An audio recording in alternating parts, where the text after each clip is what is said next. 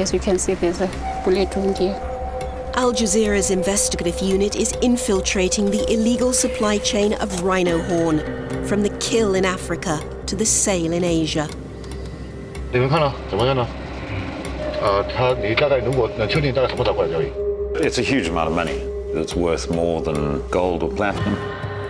Rhino horn is now one of the most profitable commodities on the international black market, driving the slaughter of an endangered species. But it's not the rangers that are going to make the ultimate difference between the survival of the rhino or not. It's whether we address the organized criminal syndicates. You're going to pay cash for the rhino, your guy's going to come with the money now? We expose the dealer in South Africa who claims to have powerful friends. Organized crime can only flourish in a corrupt environment. And until we can fix our corruption here, we will never ever stop the poaching. We go inside the Vietnamese village that's a thriving hub of wildlife trafficking. Here the lady of the house comes in and drops this big rhino horn on the table. You are dealing with very powerful people, people in influential positions in government who are buying up and using rhino horn. And we investigate the explosive claim that even some close to the Chinese president are part of the poachers' pipeline. 我上次那个习近平过来，他们带了很多，他们买了很多。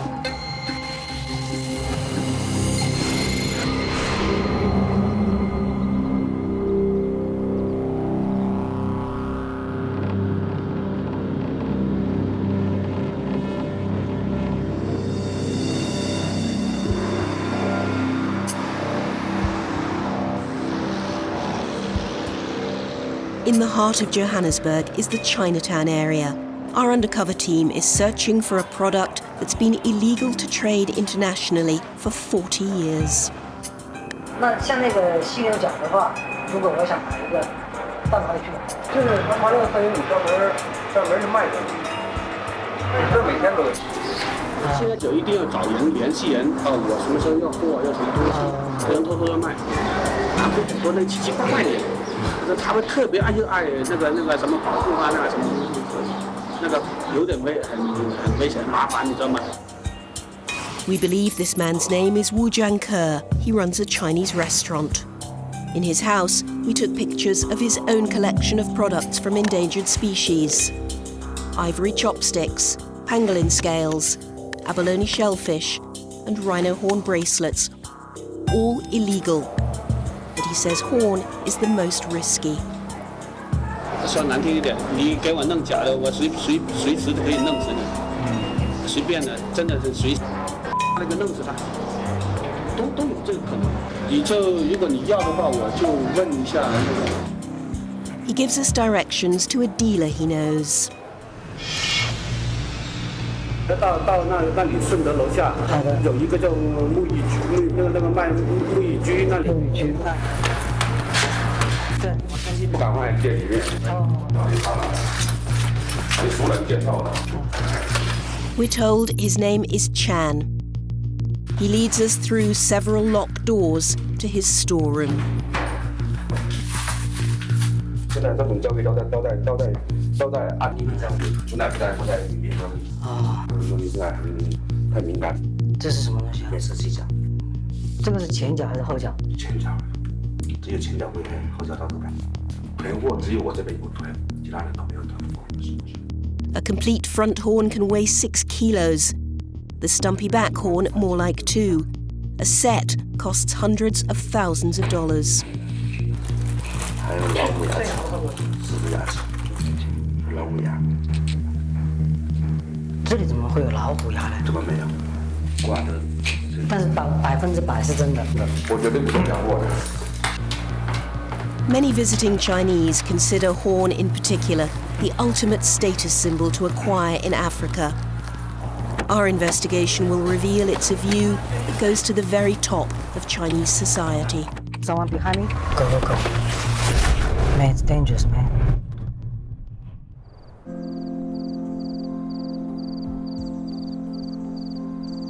A full moon in South Africa's most famous national park. It's known locally as a poacher's moon. When it lights up the bush, the slaughter peaks.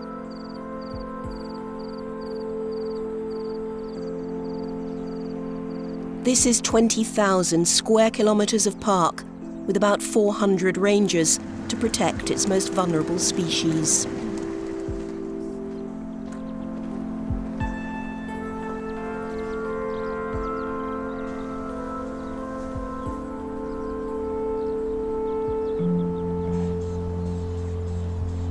About 25,000 rhino are left across Africa. 6,000 have been killed in the last decade. The biggest single population, about 9,000, is in the Kruger.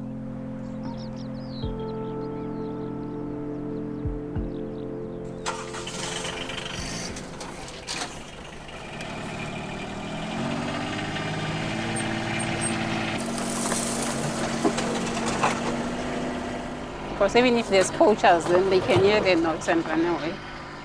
We're out with a team of park rangers and police to log a crime scene. The vultures are scared of the sound. You see, they're running away. There's the carcass. There's no lion. We're going to give the police a chance to go there and inspect the scene first. If there's maybe any exhibit that are lying around, they must first mark them. What kind of exhibits? Like bullet point, maybe like shoe print of the suspect.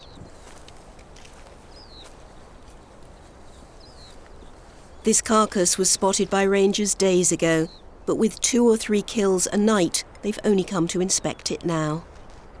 It has found something, a spent cartridge.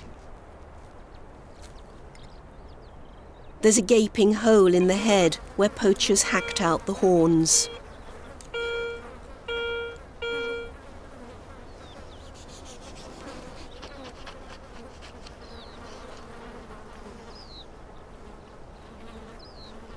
One bullet, one night's work, one fewer of an already endangered species.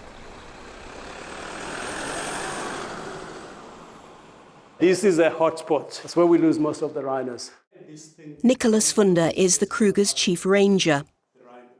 The park's eastern edge borders Mozambique. The poachers attack from both countries. I think they cross up north, they drive down all the way. That's where their killing spots are. The set of horns from this adult rhino can sell for up to $250,000 on the black market.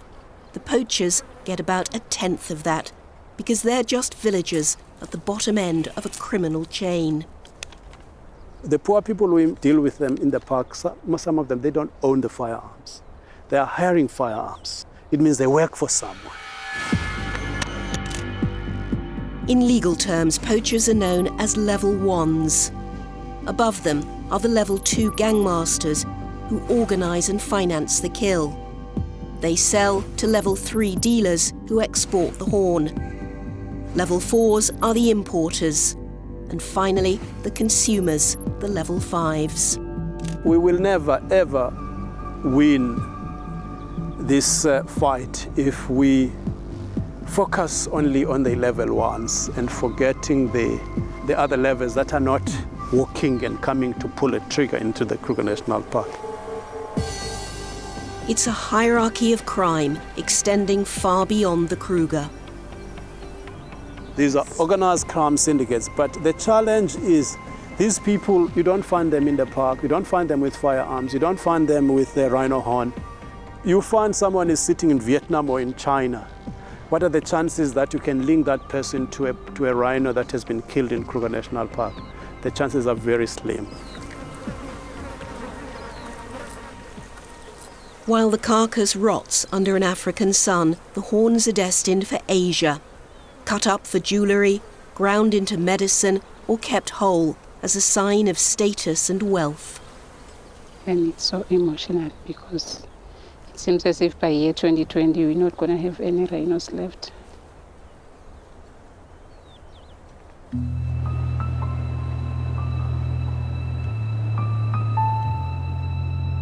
On the edge of the Kruger is the city of Nelspruit. Our investigation is concentrating on the key mid-level dealers who facilitate the trade between Africa and Asia. Like Guang Jiangguang, a Chinese businessman who lives here. He runs a massage parlour and employs some illegal workers, but he gets round the rules easily.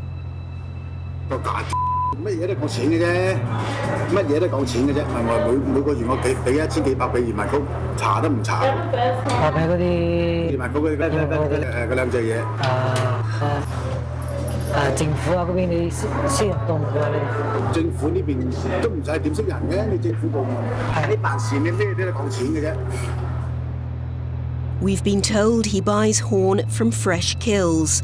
That makes him a level 3 trafficker. 而家犀牛角好多人就攞來做雕刻，成個犀牛角咩花咩咪擺喺屋企送起係啊，或者送起，即係自己即係點講有錢人冇地方花錢咁咪擺喺度。係係咪買嗰啲容易咧？做嗰啲嘢咧，我幫你玩，但係咧你千祈唔好嗰啲客人啊咩過嚟，我有個犀牛角，你太難呢樣個人啊嘛，嗰邊交錢嗰邊交貨，差館即刻過嚟㗎啦。 繳咗你個貨筆就講，仲要拎你100幾廿萬嘅。喺深圳，呢度應該會好靚嗰啲就有，好靚嗰啲就有。靚嗰啲咪濕咯，你要曬乾咯，掉清掉得好犀利㗎。啊！早排有個黑鬼，有支咁長嘅過嚟。係前面嗰隻紅前面嗰隻，後邊嗰隻經常咁短嘅啫，前面嗰隻咁長。 現在有沒有那個西叫做前腳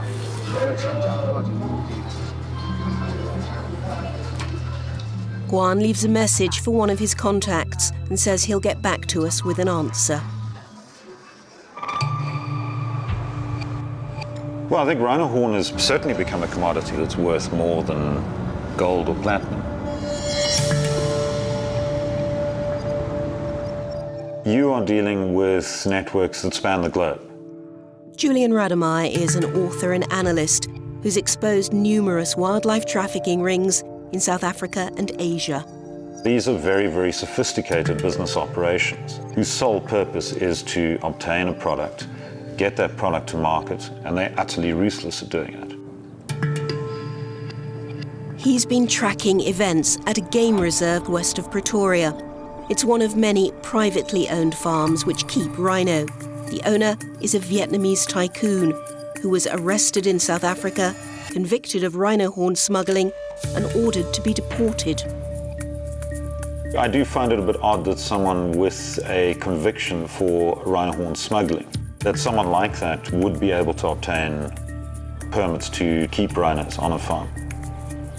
Julian's suspicion is that the reserve Voi Game Lodge may be stocking rhino to be killed for their horn. One of the regular visitors to Voi was a Vietnamese man who was arrested in a police raid at his home in the capital, Pretoria.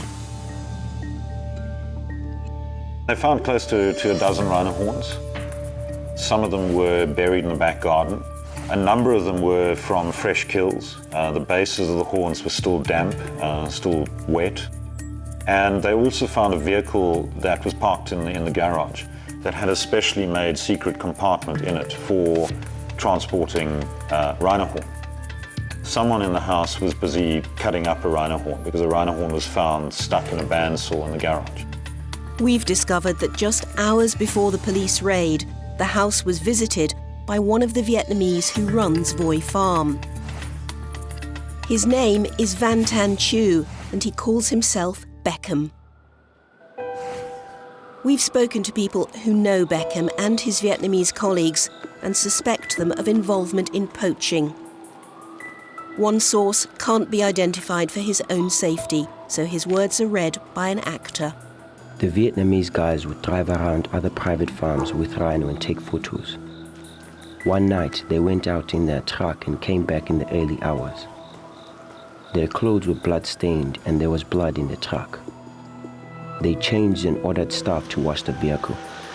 You couldn't see what was inside it. Then they drove to Johannesburg, to a Vietnamese restaurant. There were several late-night journeys like this. Beckham has reported several incidents of rhino killed on his own farm. The last time was shortly after our visit. The poachers killed one rhino outright. One died later. They hacked the horns off the third one while it was still alive. The poachers seemed to have plenty of time. There were no staff on the farm. Beckham had taken them all out for the night. There are also tigers at Voi. Beckham has shot one, but the farm claims many others have died from natural causes. At the back of the farm, there's a building with gas burners and big pots. They cook the bones to get the gel and make what's called tiger cake. They find people to carry it back to Vietnam. Sometimes they just post it back. A dozen new tigers have just been delivered. Exporting tiger cake is illegal, but in Asia it's valued as a medicine and a status symbol, just like rhino horn.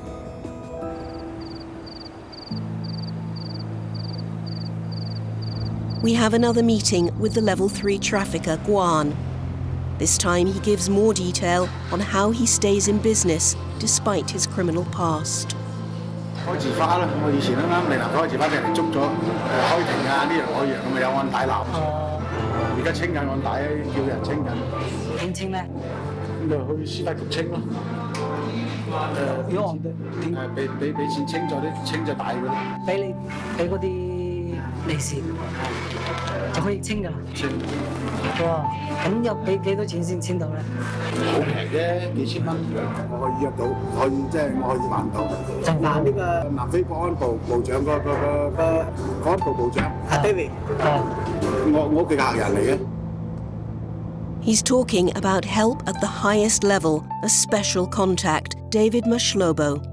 He was a senior official in the Nelspruit area until 2014, when he became a government minister.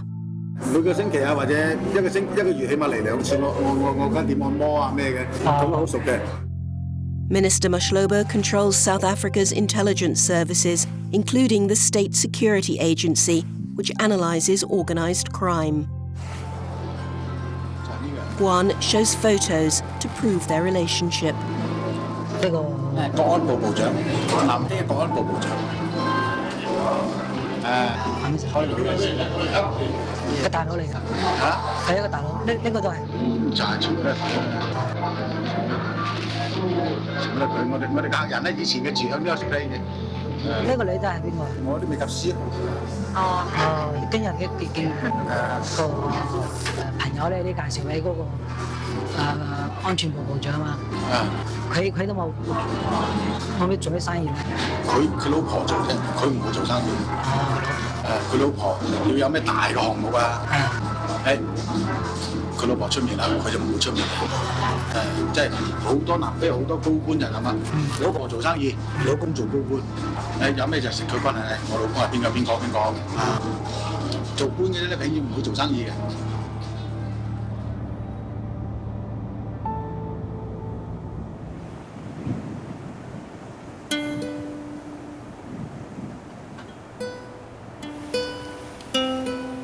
Those trying to combat the criminals behind the rhino trade say their efforts are hampered at every level by corruption.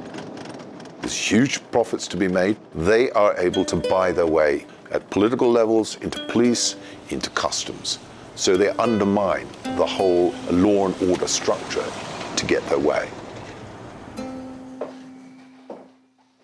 Nigel Morgan has spent decades in the shadowy world of intelligence.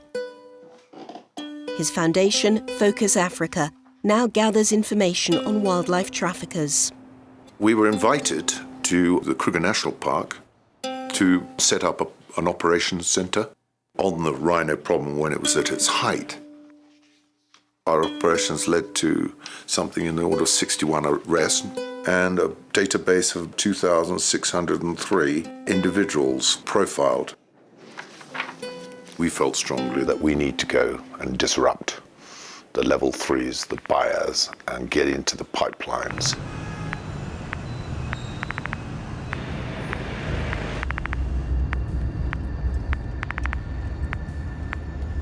2 years ago, his intelligence team closed in on a suspected buyer, a Chinese national known as Eric. We've seen confidential police documents confirming his identity as Ma Shupeng.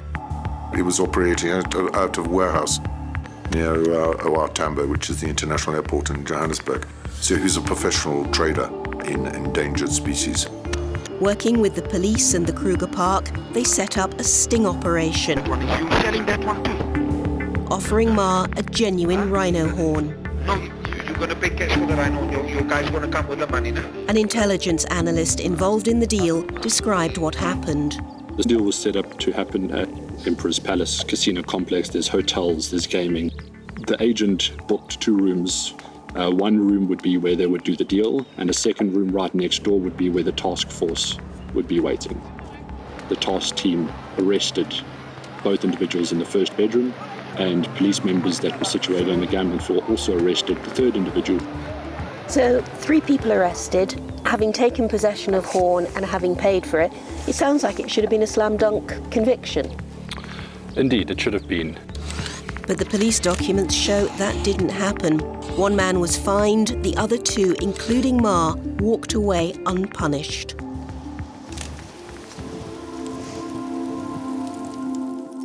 Something seriously went wrong after those Chinese were arrested because they were allowed out on bail and they disappeared.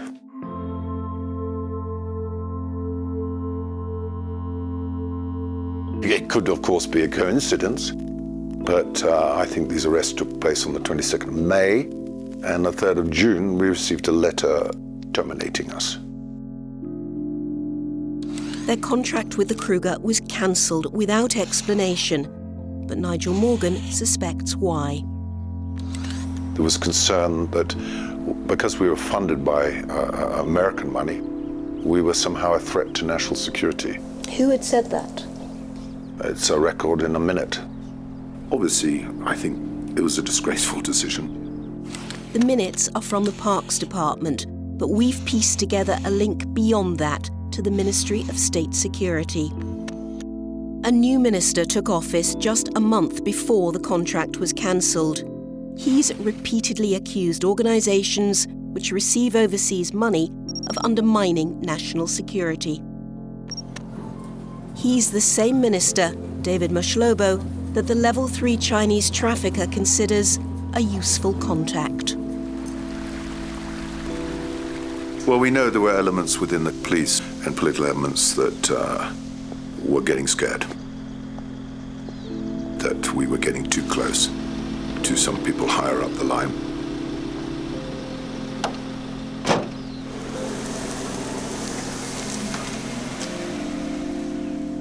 David Mashlobo's spokesman told us the minister wasn't involved in the affairs of the Kruger National Park. He denied receiving services from Guan, going to his house, or any relationship with him. And he said his wife didn't do business on his behalf.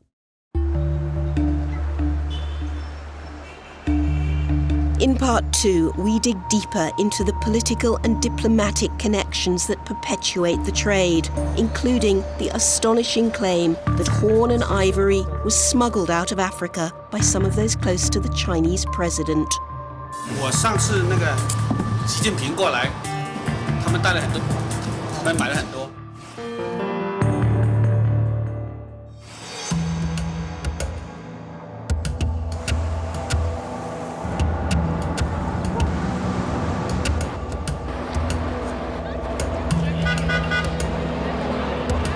Our undercover team has already met a Chinese trafficker who offered to supply us with rhino horn. His name is Guanjiang Guang. Now he reveals he has high-level contacts in official positions in China who can help smuggle the horn. 你想做喺呢度帶貨翻大陸，我都有路。帶到翻北京，但係北京機場有人直接話你坐翻去向南非買關，跟住你就攞個行李號，你直頭翻 send 翻俾北京呢邊幫你直接攞佢走人，你唔使攞。係唔使我哋交我哋攞？直頭佢幫你攞出去。北京呢個人咧就係一個合作嘅。非常幾夠力嘅，即係應該係啲富二代嘅，佢哋專門做埋嗰啲生意。嗰啲你知道頭裏邊嗰都冇。北京就一定冇問題。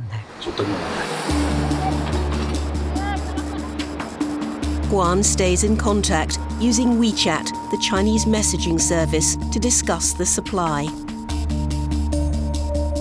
而家全部冇貨啊，捉得好嚴啊，捉得好嚴啊！7點中間啊，我都經常見啊，早2年啊，經常有啊。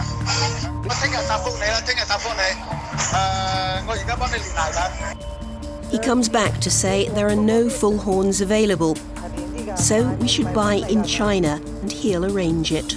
早晨啦，早晨啦。呢邊大陸呢邊有福啦，福過嚟啊，好貴啊，貴到個價錢。佢因為佢帶翻大陸有一定嘅風險，佢收好貴㗎，所以我都建議你喺大陸買。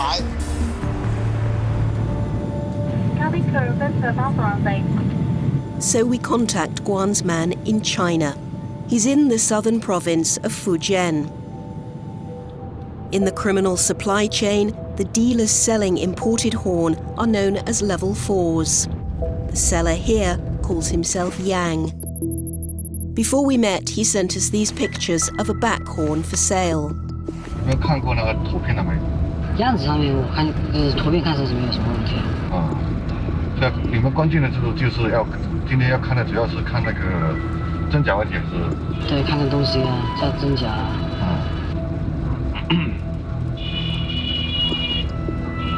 价格方面没问题吧？价格就是关主那边讲是十几万吧。18万。直接带我们吃饭看吗？还是？可以啊。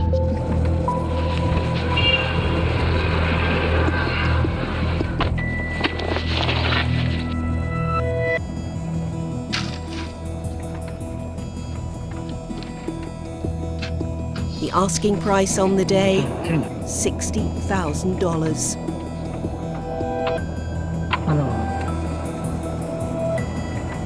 真的225斤。过了几年了，这个为什么味道还这么重？一直都有味道。一般味道慢慢的都去掉了。一直都有味道。就等于这里以前切过一段是吧？这里后来又切过一段。没有，就是直接它接下来就这样。你们看了怎么样呢？你大概如果确定大概什么时候过来可以？ We didn't buy, and we didn't contact him again.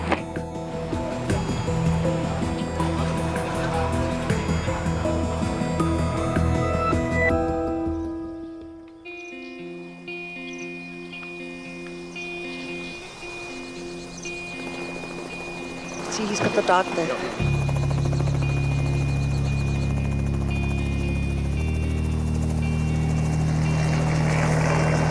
Back in South Africa, we're off to shoot a rhino. Not to kill, but to rescue. They'll chase him until he's close enough to the road, then they'll dart him. They give him a small dose to keep him up on his feet, because you just can't move a 5 to 6 ton animal. Steve, come in. Hello. I got the visual here where I am. About 1,200 South African rhino were killed by poachers last year. Hundreds more were wounded. This is the impact of the continued demand for horn from China and Vietnam. When they get shot, they run. And so they wander around with all these bullets in them all the time. Alison Thompson runs a group lobbying for tougher action on wildlife crime. They also raise money for mercy missions like this. Just going to fuck his ears as well. So that also makes it a bit easier for him, so he's not so responsive to sounds from the outside. This rhino was shot twice by poachers. After surgery to remove shrapnel buried in his leg and shoulder, he'll be back in the park by nightfall. There we go. Keep going, boy.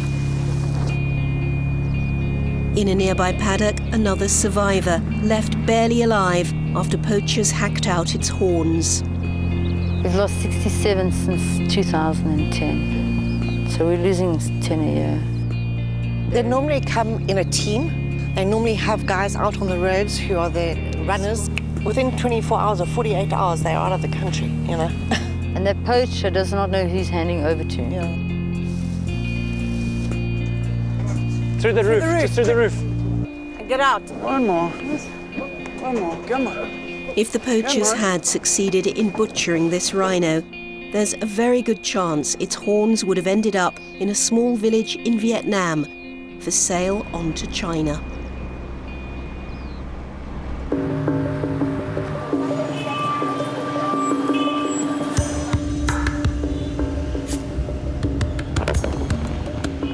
The nickname, the Vietnamese nickname of the owner of this house is Uncle Rhino.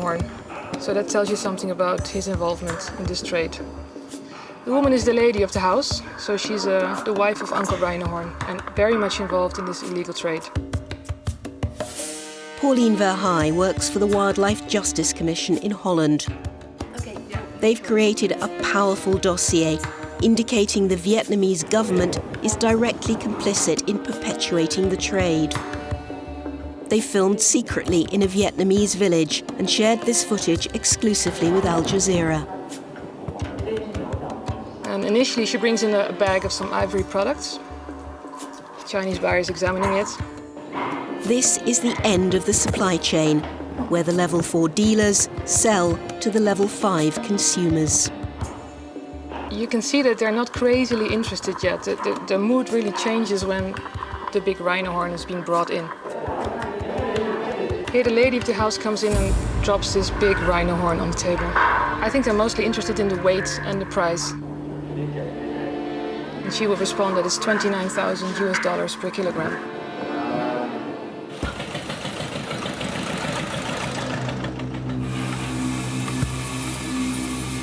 For centuries, Nika village was famous for wood carving. Now those skills have turned it into a hub of wildlife trafficking. We found several shop signs there which says ivory, rhino horn, tiger, and very clearly advertising these items for sale. A place like this cannot exist without local authorities being in the know and facilitating it. The inner part, you can use to make the cup. See this one. A year ago, the Dutch team handed their confidential dossier on over 50 local dealers to the Vietnamese government. They hoped the authorities would close down the criminal networks operating only 20 miles from the capital, Hanoi. But the business simply went underground.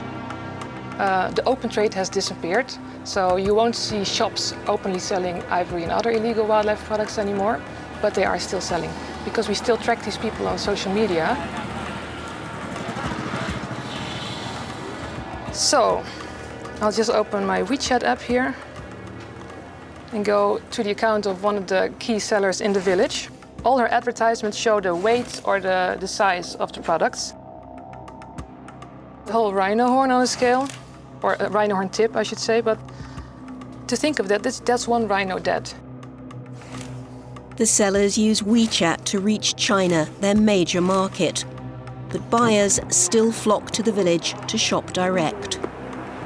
As you see, we're now turning from that shop area into a side room where our interpreter pulls out a huge ivory tusk from under a bed.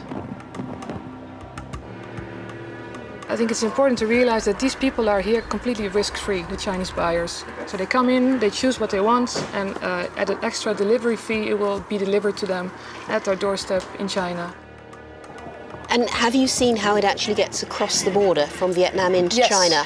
Yeah. Can you show me that? With one of the people that do the smuggling across the river. The traffickers use another village near Kalong River, which is the border with China. Then it's a short hop across.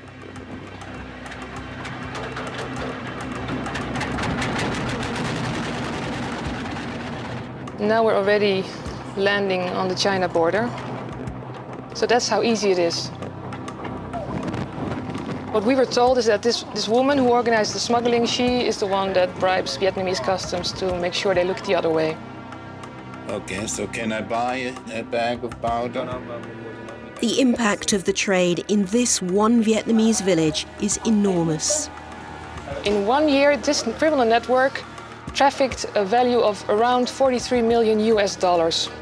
And how do those dollars translate into dead animals? We found that around 580 rhinos was involved. Almost half the amount of rhinos poached in South Africa every year. And that really goes to show you the impact that this criminal network has on poaching globally. And it also makes us very motivated to make sure that these people are brought to justice, because that would really have an effect on poaching in South Africa.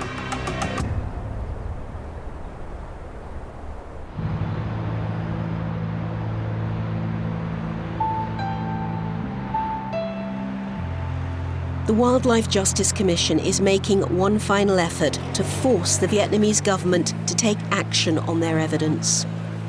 We have sent it to numerous ministries and individuals within the Vietnamese authorities, and the reaction has been almost unanimously silence. We've given them every opportunity. Now it's too late. So they've organised a panel of legal experts to meet in the famous Peace Palace, a public hearing to assess the dossier. It's not putting them on trial. We're not a court. But what we are is presenting to the world all the evidence that we collected to show what's out there. But you are trying to embarrass them into action. I wouldn't say embarrass them, but we're trying to stimulate the international community to get the government to enforce its laws. The people that are buying rhino horn in Vietnam are some of its top CEOs, some of its most senior politicians, people who are government ministers. For them, this is the ultimate status symbol. It's something you can display. It's something you can give as gifts to buy influence. There we go. Avoid game lodge rules. Enter this predator camp at your own risk. We've found those same kind of high-powered connections to Voi Game Lodge. There he is, going very slowly. Where? He just went behind that second clump of trees. Got it. This is the private reserve, which Julian Rademeyer suspects is trafficking rhino horn and tiger bones. Voi is owned by a Vietnamese tycoon, Michael Chu, convicted of possessing rhino horn. It's run by Van Tan Chu, known as Beckham, suspected of complicity in poaching. Visited by a dealer caught in a raid with over $1 million worth of horn. And there's a fourth link to the Vietnamese embassy in South Africa. One of their former cars was found in the police raid, and embassy staff have spent time at Voi. There are also figures including someone who appears to be a military official who has ties to the embassy. That's a photograph that was taken of him with a hunting rifle posing at the farm. We've identified him as Win Xuan Hung, who served 2 years at the embassy. He's also shown in functions at the Vietnamese ambassador's house. The Vietnamese embassy in Pretoria has previously been implicated where shipments of rhino horn are suspected to have been smuggled out using the embassy's diplomatic bag. So it certainly raises a red flag about the knowledge of the Vietnamese embassy. There's also a picture which was quickly taken down from the internet, but obtained exclusively by Al Jazeera. It shows the ambassador himself, Lê Huy Hoang, at Voi Game Lodge. The Vietnamese embassy told us they work to raise awareness of wildlife conservation and the law. They didn't respond to the specific allegations about their connection to Voi Game Lodge. Other embassies have also been linked directly to smuggling horn. They were violent, they were aggressive, they threw stones at my car. So you don't want to comment at all? That's what happened when Julian Rademeyer tried to confront the North Korean embassy in South Africa about his latest report. Their diplomats have been caught in the act. A North Korean diplomat and a taekwondo master were arrested in Mozambique and found in possession of rhino horn, over $100,000 in cash, and had no explanation of how they'd ended up with the rhino horns. Neither man was ever prosecuted. It was one of almost 30 examples he found of embassies across Africa abusing diplomatic privilege to smuggle horn and ivory. Almost every case involved either North Korea, Vietnam, or China. I think it's an area of grave concern. In most cases, police who've tried to investigate those cases have been told to back off. In none of those cases did anyone serve jail time. They were all let go. It is essentially the perfect crime. Government officials in Africa are unlikely to allow police officials to search the bags of Chinese diplomats or Vietnamese diplomats simply because of the economic and political hold that China has over so many African countries. China is South Africa's biggest trading partner. That relationship was on show in December 2015. The presidents of both countries met for a forum on cooperation, which ended with a gala. It's a visit which has produced the biggest revelation of our undercover operation. 大帮哇，好隆重，好大帮，还有那个表演那种，然后再招待那个吃的嘛。现在那个大使馆邀请大帮。Wu is the restaurant manager we met in Pretoria, who introduced us to a dealer selling horn and ivory. He says he acted as a tour guide for the visiting Chinese delegation. 做菜接待，对，有时候是怎么样做菜吃啊，或者是反正什么都安排一下，哪里有休息的，哪里购物啊，什么都带一下嘛。这个近的我都那个近身的，那都在我们那里。哦，就是那个习近平的贴身保卫了。都有，然后他们就哎呀，反正维持治安呐，反正外面总得有人拉个欢迎，都得安排好的。And he claims some of the president's people wanted illegal souvenirs. 他们当时过来的时候，习近平他们那个代表团买了很多，买很多对吧？买很多。但是那边代表团买的话，他去哪里买的呀？我那时候他们来的时间比较长，所以我就很多就是把它象牙，他们有的小饰品，那个犀牛角也有，但是不是他们买不多，那个象牙他们买的最多。那个印章买了很多啊，筷子啊，那个笔筒啊，小挂件呐，很多那个手链呐。To confirm his involvement with the delegation, we tracked down other people who'd been there at the time.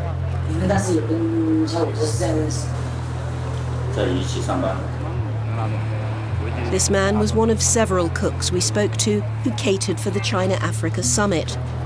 We met him in China. He wasn't involved in anything illegal, so we're protecting his identity. 200多个人啊，他是又是那个演出的啊，保安啊，还有电视台的呀，还有那些政府官员来的很少。这上面有回家的记录嘛？小五认识的人多。小五他关系不一样。那代表团那是买了很多犀牛角了，那是买脱销了吧？犀牛角我这个不清楚啊。反正我知道老二他不是。 来看这么多中国人，是肯定的，他们去不知道他去哪里去搞的那个象牙筷子啊，那些吊坠啊，卖了2天。过了几月你有？他说他再也不敢卖了，他说他再也不了。谁呀？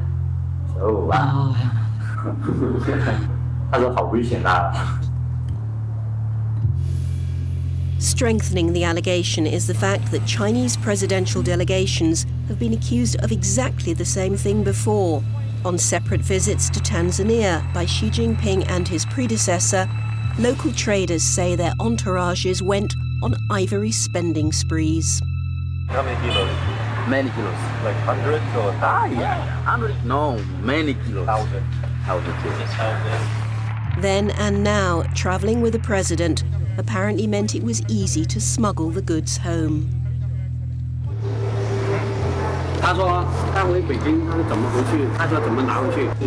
除非你非常，我们说广东话说非常黑仔，除非是非常运气差。他一般都是不会弄什么打包，你就拿个机票托运，他就马上给你带上飞机去了，就随身包他也没什么检查。然后呢，他就带回到北京，下了飞机，他会让你拿出来，不是你会自己去拿出来，让你拿出来那个行李，然后你就把它拿出来放在手包里，然后就进去，一点问题都没有。We asked the Chinese government numerous times if they wanted to respond to our revelations. We heard nothing back. Both China and Vietnam are signatories to the global ban on selling horn and ivory. But as our investigation has shown, their politicians, diplomats and delegates may sign one thing in public and buy another in private.